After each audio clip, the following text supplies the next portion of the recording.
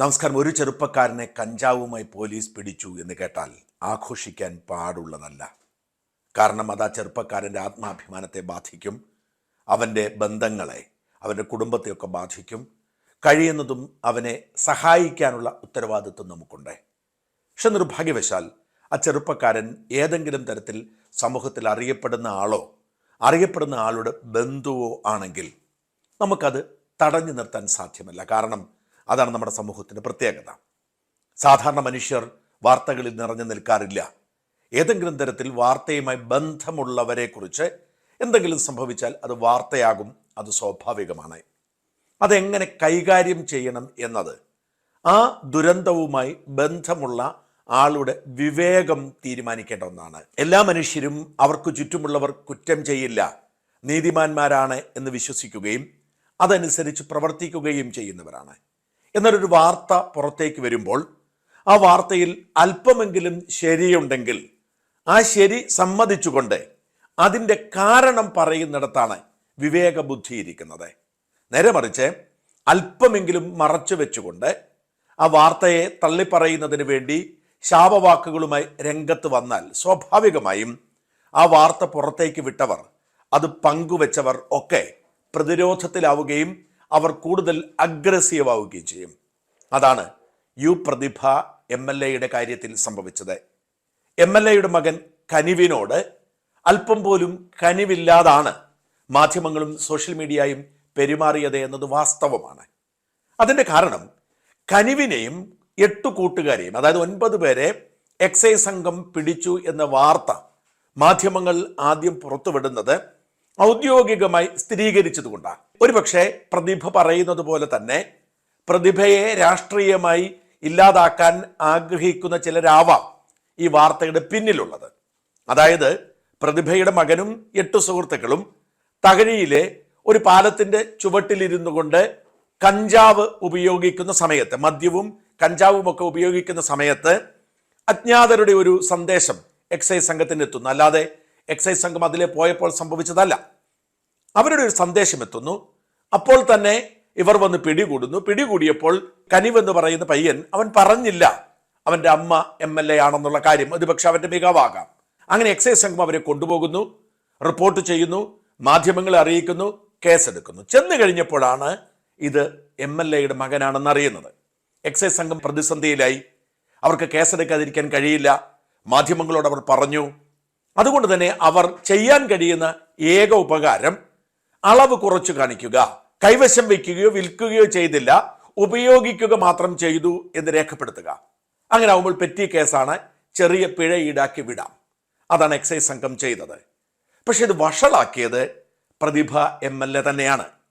അവരതിനോട് പ്രതികരിക്കേണ്ടത് ഇത്രയും ഗൗരവമുള്ളൊരു വിഷയം എനിക്ക് തോന്നുന്നില്ല, ഞാൻ അന്വേഷിക്കട്ടെ എന്ന് പറയുക. അന്വേഷിച്ചതിന് ശേഷം മകൻ കൂട്ടുകാർ കൊടുത്ത് ഇരുന്നപ്പോൾ ഇങ്ങനെ സംഭവിച്ചു പോയി, അവൻ ഉപയോഗിച്ചില്ല എന്നൊക്കെ പറയുന്നതിൽ തെറ്റൊന്നുമില്ല. പകരം അവർ വാശിയോടുകൂടി മാധ്യമങ്ങളെ, ഇത് പങ്കുവെച്ചവരെ അപമാനിക്കുകയും മനുഷ്യന്റെ പച്ചമാംസം തിന്നുന്നതിൽ ആനന്ദിക്കുന്നു, അവരെ വെറുതെ വിടില്ല, നിയമ പോരാട്ടം നടത്തും, ഏതറ്റം വരെ പോകും എന്ന് പറഞ്ഞ് വെല്ലുവിളിക്കുകയും അങ്ങനെ താനും തൻ്റെ മകനും സ്വയം നീതിയുള്ളവരാണ് എന്ന് വരുത്തി തീർക്കാൻ ശ്രമിക്കുകയും ചെയ്തു. ഇതോടെ ഈ വാർത്ത കൊടുത്തവർ ഡിഫെൻസീവ് മോഡിലായി. പലപ്പോഴും ഇത്തരം വാർത്തകളുടെ ഇരകൾ തിരിച്ചറിയാതെ പോകുന്ന ഒരു സംഗതി അതാണ്. വാർത്ത കൊടുത്തവരെ പ്രതിക്കൂട്ടിലാക്കുകയും അവർക്കെതിരെ വ്യാജ പ്രചരണങ്ങൾ നടത്തുകയും ചെയ്യുമ്പോൾ സ്വാഭാവികമായും വല്ലാത്തൊരു ഡിഫെൻസീവ് മോഡിലേക്ക് വാർത്ത കൊടുത്തവർ വരും. ഇവിടെ എല്ലാ മാധ്യമങ്ങളും, പ്രത്യേകിച്ച് ഇടതുപക്ഷത്തോട് ചേർന്ന് നിൽക്കുന്ന 24 അടക്കമുള്ളവരുടെ പേര് പറഞ്ഞുകൊണ്ടാണ് അധിക്ഷേപിച്ചത്. എന്ന് മാത്രമല്ല, അപ്പോൾ തന്നെ സൈബർ ഗുണ്ടകൾ ഈ മാധ്യമ പ്രവർത്തകരെയും മാധ്യമ മുതലാളിമാരെയും ഒക്കെ അപമാനിക്കുന്നതിന് വേണ്ടി കെട്ടുകഥകൾ ഉണ്ടാക്കി.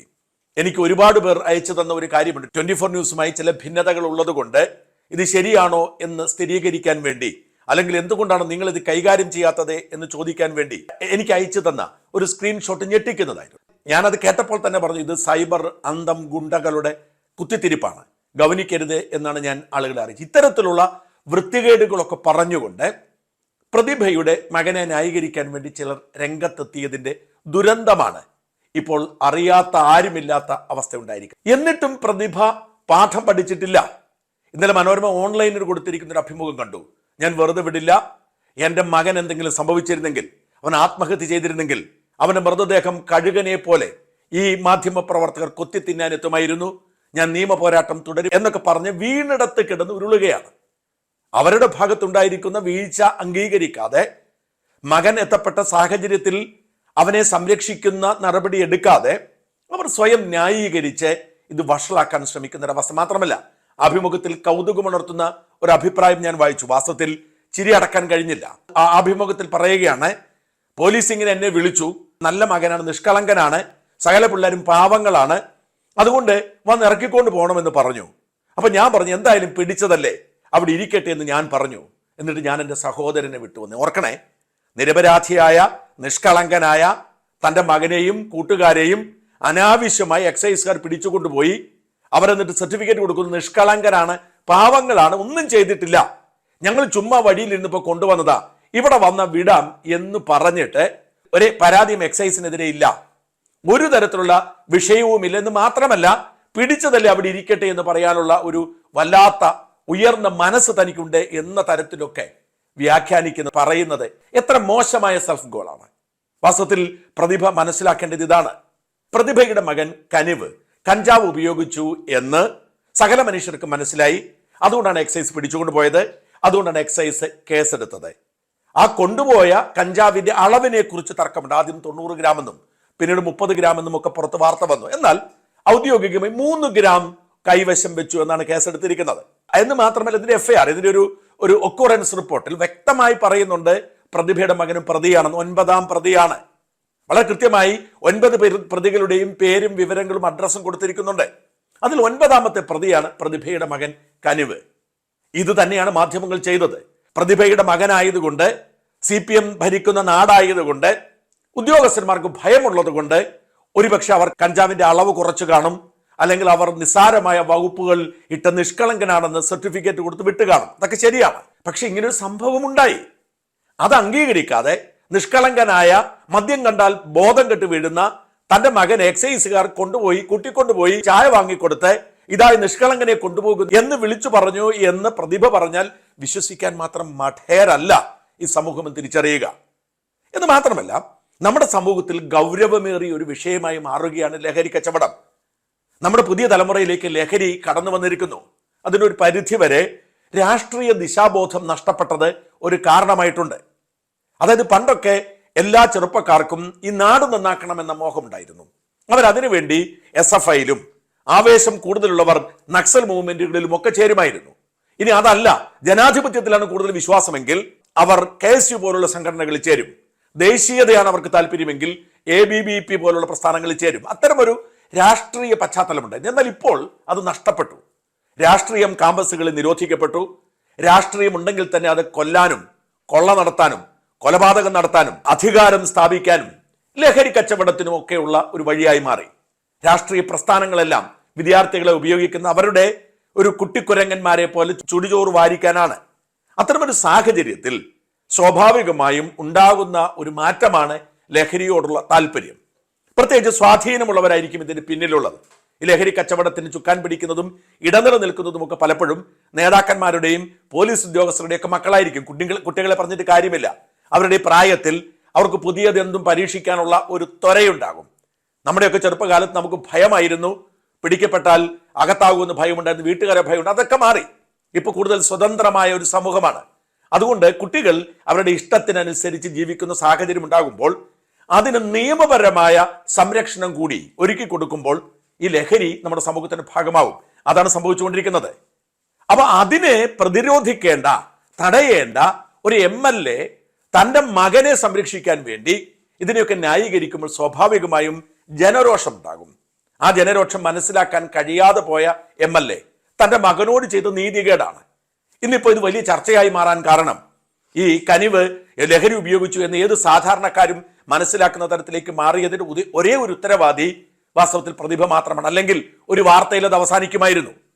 ഇനി ഇത് അങ്ങനെ ചെയ്തിട്ടില്ല എന്ന് പറഞ്ഞാൽ ആ വിശദീകരണം കൂടി വന്ന് തീരുമാനിച്ചു. ഇപ്പം മനോരമയും ഏഷ്യാനെറ്റും 24 അടക്കമുള്ളവരൊക്കെ ഈ പ്രതിഭയുടെ പ്രസ്താവന പുറത്തു വന്ന ഉടനെ വാർത്ത പിൻവലിച്ചിരുന്നു. പക്ഷെ അവർ ഡിഫൻസ് മോഡൽ ആയതുകൊണ്ട് തന്നെ വിശദാംശങ്ങൾ തേടിപ്പോയി. ആ വിശദാംശങ്ങളുടെ അടിസ്ഥാനത്തിലാണ് പിന്നീട് ഈ വാർത്ത വീണ്ടും സജീവമായതും പ്രതിഭയുടെ മകൻ പ്രതിക്കൂട്ടിലാവുന്ന സാഹചര്യം ഉണ്ടായതും. ഈ പ്രതിഭ ഇതിനെ നിഷേധിച്ചതുകൊണ്ട്, മാധ്യമങ്ങളെ പച്ചമാംസം തിന്നുന്നവർ എന്ന് പറഞ്ഞ് അധിക്ഷേപിച്ചതുകൊണ്ട്, ഇനിയും പച്ചമാംസം തിന്നാൻ അനുവദിക്കില്ല എന്നൊക്കെ പറഞ്ഞ് പൊട്ടിത്തെറിച്ചതുകൊണ്ട് സംഭവിച്ചത് എന്തെന്ന് ചോദിച്ചാൽ ഇതിന്റെ FIR വിശദാംശങ്ങൾ പുറത്തേക്ക് വന്നു. ഞാൻ അതെടുത്ത് പരിശോധിച്ചു നോക്കി. അതിൽ വ്യക്തമായി തന്നെ രണ്ട് കാര്യങ്ങളുണ്ട്. ഒന്ന്, പ്രതിഭയുടെ മകൻ 9ാമത്തെ പ്രതിയാണ്. The Kerala state excise department crime and occurrence report NDPS number അനുസരിച്ച് 25/2024 എന്ന് പറയുന്ന നമ്പർ വിട്ടിട്ടുണ്ട്. സംഭവിച്ചിരിക്കുന്നത് വളരെ വ്യക്തമായി പറയുന്നു. എവിടെ സംഭവിച്ചു? കേരള സംസ്ഥാന ആലപ്പുഴ ജില്ല കുട്ടനാട് താലൂക്ക് തകഴി വില്ലേജ് വിരുപ്പാലമുറി തെക്ക് വടക്ക് കിഴക്ക് തകഴി ആറ്റിൽ പുലിമുഖം ബോട്ട് ജെട്ടിക്ക് വടക്ക് വശം തകഴി പഞ്ചായത്ത് 6ാം വാർഡിൽ ആട്ടിയിൽ പുരയിടത്തിൽ മുൻവശം പടിഞ്ഞാറോട്ട് കിടക്കുന്ന പുലിമുഖം തോട് ആരംഭിക്കുന്നിടത്തു നിന്നും ഉദ്ദേശം 30 മീറ്റർ പടിഞ്ഞാറ് മാറി തകഴി ഭാഗം പാടശേഖരത്തിന്റെ തെക്കേ പുറം ബണ്ടിൽ T തോടിന് വടക്കരികിൽ വെച്ച് എന്ന് കൃത്യമായി പറഞ്ഞിട്ടുണ്ട്. പിന്നെ ഫുൾ വിശദാംശങ്ങൾ കൊടുക്കുന്നുണ്ട്, അതിലേക്ക് പോകുന്നില്ല. മുഴുവൻ പേരുടെയും പ്രതികൾ എന്ന് വളരെ name and address of the accused എന്ന് പറഞ്ഞാൽ പ്രതികൾ എന്നാണ്. പ്രതികൾ A1 A2 എന്ന് പറഞ്ഞു പോകുന്നു. 9ാമത്തെ പ്രതി ആലപ്പുഴ ജില്ലയിൽ കുട്ടനാട് താലൂക്കിൽ തകഴി വില്ലേജിൽ തകഴി മുറിയിൽ, പിന്നെ ഞാൻ ഫുൾ വിശദാംശം കിടക്കുന്നില്ല, ഹരിമകൻ 20 വയസ്സുള്ള കനിവ് കൃത്യമായി പേര് രേഖപ്പെടുത്തിയിരിക്കുന്നു. പിന്നെ ഇവരുടെ എല്ലാ അച്ഛന്റെയും അമ്മയുടെയും വിശദാംശങ്ങളുണ്ട്. A9 ഹരി എന്നാണ് അച്ഛന്റെ പേര് പറഞ്ഞിരിക്കുന്നത്, അമ്മയുടെ പേര് പറഞ്ഞിട്ടില്ല. അച്ഛൻ മരിച്ചുപോയെങ്കിലും അമ്മയുടെ പേര് പറഞ്ഞിട്ടില്ല, അച്ഛന്റെ പേരാണ് പറയേണ്ടതെന്ന് തോന്നുന്നു. അങ്ങനെ വിശദാംശം കൊടുത്തിട്ട് ഒടുവിൽ ഇവരുടെ എല്ലാ ഐഡന്റിഫിക്കേഷൻ ഒക്കെ ഞാൻ അതിലേക്ക് കടക്കുന്നില്ല. കുറ്റകൃത്യം ഇങ്ങനെ വിശദീകരിക്കുന്നു. ഈ ആദ്യം പറഞ്ഞ സ്ഥലം പരിപാടിയൊക്കെ പറയുന്നു, തകഴി വില്ലേജ് വരിപ്പാലമുറിയിൽ. പിന്നെ ആളുകളുടെ മുഴുവൻ പേര് പറയുന്നു. പ്രതികൾ NDPS നിയമം ലംഘിച്ച കുറ്റത്തിന് ജയരാജാർ എക്സൈസ് സർക്കിൾ ഇൻസ്പെക്ടർ റൂം സംഘവും ചേർന്ന് മേൽ 8ാം കോളത്തിലെ തൊണ്ടി സഹിതം പിടിച്ച് കേസാക്കി. എന്താ പറഞ്ഞിട്ടുള്ള വിശദാംശം? 8ാം കോളം എന്താണ്? ഗഞ്ച 3 ഗ്രാം, കഞ്ചാവ് കലർന്ന പുകയില മിശ്രിതം 500 മില്ലിഗ്രാം, പള്ളഭാഗത്ത് ദ്വാരമുള്ള 200 മില്ലിമീറ്ററിന്റെ പ്ലാസ്റ്റിക് കുപ്പിയും പച്ച പപ്പായ തണ്ട് 4 ഇഞ്ച് നീളത്തിൽ ഒന്നും. അതായത് 3 കാര്യങ്ങൾ പിടിച്ചിരിക്കുന്നു. ഒന്ന് ഗഞ്ച 3 ഗ്രാം, 3 ഗ്രാം കഞ്ചാവ് പിടിച്ചിരിക്കുന്നു. ഈ നിഷ്കളങ്കരായ നന്മയുള്ള 9 കുട്ടികളിൽ നിന്നും, ആരുടെ കയ്യിൽ നിന്ന് പറയുന്നില്ല, ആരുടെയും കയ്യിൽ സ്പെസിഫിക്കലി പറഞ്ഞു, അവരുടെ കയ്യിൽ നിന്നും 9 ഗ്രാം പിടിച്ചു.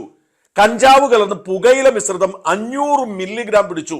അതായത് ഏതാണ്ട് അരക്കുപ്പി കഞ്ചാവ് കലർന്ന പുകയില മിശ്രിതം പിടിച്ചു. പിന്നെ പള്ളഭാഗത്ത് ദ്വാരമുള്ള 200 മില്ലിഗ്രാമിന്റെ പ്ലാസ്റ്റിക് കുപ്പിയും പച്ചപ്പപ്പായ തണ്ട് 4 ഇഞ്ച് നീളത്തിൽ ഒരെണ്ണവും. ഇതാണ് നമ്മൾ ഗൗരവത്തോടെ കാണേണ്ടത്. നമ്മുടെ ചെറുപ്പക്കാർ ഇപ്പോൾ ഹോം മെയ്ഡ് കഞ്ചാവ് സേവ നടത്താൻ വേണ്ടി ഉപയോഗിക്കുന്ന ചില സാധനങ്ങളാണിത്. അതിലൊന്നാണ് പച്ചപ്പപ്പായ തണ്ട്, പല ദ്വാരങ്ങളുള്ള പച്ചപ്പപ്പായ തണ്ട്. പലർക്കും അത് മനസ്സിലാവില്ല. കഴിഞ്ഞ വർഷം ഇതൊരു വിവാദത്തിലേക്ക് എത്തിയിരുന്നു. പക്ഷെ ആ വിവാദം ഇടയ്ക്ക് വെച്ച് ചില ഉന്നതർ ഇടപെട്ട് അവസാനിപ്പിച്ചു. മന്ത്രി വീണ ജോർജ് ഈ മസ്തിഷ്ക ജ്വരം പടരുന്ന സമയത്ത് നെടുമങ്ങാട് വെച്ച് 4-5 കുട്ടികൾക്ക് ഉണ്ടാവുകയും ഒരാൾ മരിച്ചു പോവുകയും ചെയ്ത സംഭവം ഉണ്ടായി. ആ സമയത്ത് മന്ത്രി വീണ ജോർജ് എല്ലാവരും ഞെട്ടിച്ചുകൊണ്ടൊരു കാര്യം പറഞ്ഞിരുന്നു. ഈ മലിനജലമൊക്കെ പിടിച്ച് ഒരുമിച്ചൊരു കുളത്തിൽ നിന്ന് വെള്ളം പിടിച്ച് ആ വെള്ളം ഉപയോഗിച്ച് ഈ കഞ്ചാവ് മിശ്രിതം ഉണ്ടാക്കി ഉപയോഗിക്കുന്ന സമയത്ത് ആ ഉപയോഗിക്കുന്നതിന്റെ ഭാഗമായാണ് ഈ മസ്തിഷ്ക ജ്വരം ഇവർക്ക് പിടിച്ചതെന്നും ഒരാൾ മരിച്ചതെന്നും വീണ ജോർജ് പറഞ്ഞിരുന്നത് വിവാദമായി. പിന്നീട് മന്ത്രിക്ക് അത് വിഴുങ്ങേണ്ടി വന്നു. ഇതൊരു വലിയ ഗൗരവമുള്ള വിഷയമാണ്. നമ്മുടെ നാട്ടിൽ എവിടെയെങ്കിലും ഒറ്റപ്പെട്ട സ്ഥലമുണ്ടെങ്കിൽ അവിടുന്ന് വെള്ളം പിടിച്ചിട്ട് ഈ കൃത്രിമ വഴിയിലൂടെ കഞ്ചാവ് മിശ്രിതം ഉണ്ടാക്കി പലരൊരുമിച്ച് ശ്വസിക്കുന്ന ഒരു രീതിയുണ്ട്. ഇപ്പൊ 4 ദ്വാരമുണ്ടായിരുന്നു പച്ചപ്പപ്പായ തണ്ടിനെന്നാണ് പറയുന്നത്. ഈ പച്ചപ്പപ്പായ തണ്ടെന്ന് പറയുന്നത് നാട്ടിലൊക്കെ കപ്പളവെന്നും ഓമയ്ക്കാന്നൊക്കെ പറഞ്ഞ സാധനമുണ്ട്, പപ്പായ എന്നൊക്കെ പറഞ്ഞ സാധനം ഉണ്ടല്ലോ, അതിനൊരു തണ്ടുണ്ട്. ആ തണ്ട് വളരെ മൃദുവാണ്. ആ തണ്ട് കട്ട് ചെയ്തിട്ട് അതിന് ദ്വാരമിടുക. ഈ ദ്വാരമിട്ടിട്ട് ഈ സാധനം ഈ മിശ്രിതത്തിൽ, ഈ പുകയില മിശ്രിതത്തിലേക്ക്, അതായത് വെള്ളം പിടിച്ചിട്ട് അതിൽ കഞ്ചാവ് കലക്കുക. ഇതിലൂടെ പ്ലാസ്റ്റിക് കുപ്പിയുടെ ഒക്കെ സഹായത്തോടു കൂടി ഈ കഞ്ചാവ് ഒരുമിച്ച് പലരും ഈ ദ്വാരത്തിലൂടെ വലിക്കും. 5 പൊത്തുണ്ടെങ്കിൽ ഈ 5 പൊത്തിലൂടെ 5 പേർ ഒരുമിച്ച് വലിക്കുന്നു. ഇതൊരു ആനന്ദമാണ്. ഇതാണ് ഈ നാട്ടിൽ ഇപ്പോൾ നടക്കുന്ന ഏറ്റവും വലിയ സ്മോൾ സ്കെയിൽ ഈ പറയുന്ന നാടൻ ലഹരി ഉപയോഗ രീതി. ഇതെല്ലായിടത്തും നടക്കുന്നുണ്ട്. എവിടെയെങ്കിലും ഇത്തരം കുട്ടികൾ ഒരുമിച്ച് കൂടുന്നുണ്ടെങ്കിൽ അവർ ഇങ്ങനെ കഞ്ചാവ് ഉപയോഗിക്കാൻ കൂടുന്നതാണ്. അത് എല്ലായിടങ്ങളിലും നടക്കുന്നുണ്ട്. അത് വലിയൊരു ദുരന്തമായി മാറിക്കൊണ്ടിരിക്കുന്നു. പ്രതിഭയുടെ മകനും ഇങ്ങനെ പച്ചപ്പപ്പായ തണ്ട് ഉപയോഗിച്ചുകൊണ്ട് ലഹരി ഉപയോഗിക്കാൻ വേണ്ടി സംഘം ചേർന്നിരുന്നതാണ്. നിഷ്കളങ്കതയാണ് ഇങ്ങനെ ഒരുമിച്ചിരുന്ന് കഞ്ചാവ് അടിക്കുന്നതെങ്കിൽ ഒരു കുഴപ്പവുമില്ല. അത് സംഭവിച്ചതാണ്. ഇത് സാമാന്യ ബോധമുള്ളവർക്കറിയാം. അത് തന്നെയാണ് എക്സൈസിന് മനസ്സിലാവും. അവർ വിൽപ്പനക്കാരൊന്നുമായിരിക്കില്ല. പലപ്പോഴും എക്സൈസ് സംഘം ഇങ്ങനെ പാവപ്പെട്ടവർ പിടിച്ചുകൊണ്ട് പോയാൽ അവർ കുറച്ചുകൂടി അങ്ങോട്ട് വെച്ചു കൊടുത്തിട്ട് കേസാക്കും. ഇത് പ്രതിഭയുടെ മകൻ ഉള്ളത് കൊണ്ട് നിഷ്കളങ്കരാണെന്ന് പറഞ്ഞു വിട്ടു. പക്ഷെ ഇത് സംഭവിച്ചതാണ്. ഈ സംഭവിച്ചതിനെ തിരുത്താനുള്ള ഉത്തരവാദിത്വമാണ് പ്രതിഭ ഏറ്റെടുക്കേണ്ടത്. അതിന് പകരം പ്രതിഭ ഇതിനെ വഷളാക്കി ആകപ്പാടെ മാധ്യമങ്ങളെ കുറ്റം പറഞ്ഞ് പച്ചത്തെറി വിളിച്ച് സ്വയം പണി വാങ്ങി. ഒരു അമ്മ എന്ന നിലയിൽ തന്റെ മകനെ സംരക്ഷിക്കുന്നതിൽ തെറ്റൊന്നുമില്ല. പക്ഷേ സംരക്ഷിക്കുക എന്ന പ്രയോഗത്തോടെ ശിക്ഷിക്കാൻ ശ്രമിച്ചു എന്ന് പറയേണ്ടി വരും. പ്രതിഭയുടെ ഇടപെടലും സമീപനവും ഉണ്ടാക്കിയ കുഴപ്പമാണിത്. ഇതൊക്കെ ആർക്കും സംഭവിക്കാം. നാളെ ഏത് കുടുംബത്തിലും ഏത് മക്കളും ഇങ്ങനെ പിടിക്കപ്പെടുന്ന സാഹചര്യം ഉണ്ടാവാം. കാരണം നമ്മുടെ ആരുടെയും കൈകളിലൂടെ പോകുന്ന നമ്മളൊക്കെ തിരക്ക് പിടിച്ച മനുഷ്യരാണ്. നമ്മൾ നമ്മുടെ ജീവിതത്തിന് തിരക്കിലൂടെ നടക്കുമ്പോൾ, നമ്മൾ പൊതുപ്രവർത്തനം നടത്തുമ്പോൾ, നമ്മൾ സാമൂഹ്യ അവബോധം ഉണ്ടാക്കാൻ നടക്കുമ്പോൾ ഒരുപക്ഷെ മക്കൾ വേറൊരു വഴിയിലൂടെ പോയിരിക്കും. അവർക്കിതൊന്നും ബാധകമല്ല. അതുകൊണ്ട് അവരെ കുറ്റം പറയേണ്ട കാര്യമൊന്നും. പക്ഷെ ഇത് സംഭവിക്കുമ്പോൾ അതിന്റെ അടുത്ത സ്റ്റെപ്പ് എടുക്കുക, ആവർത്തിക്കാതിരിക്കാൻ നോക്കുക. പകരം ഇത് പുറത്തു പറഞ്ഞതിന്റെ പേരിൽ അവരുടെ പുറത്ത് കയറിയിട്ടോ അവരെ പാഠം പഠിപ്പിക്കും, ജയിലിലാക്കും, പച്ചമാംസം കുത്തിപ്പറിക്കുന്നവർ എന്ന് പറഞ്ഞ് അധിക്ഷേപിച്ചിട്ടോ കാര്യമില്ല. വാസ്തവം വാസ്തവമായി കാണണം. അങ്ങനെയാണ് പ്രശ്നപരിഹാരം ഉണ്ടാക്കേണ്ടത്.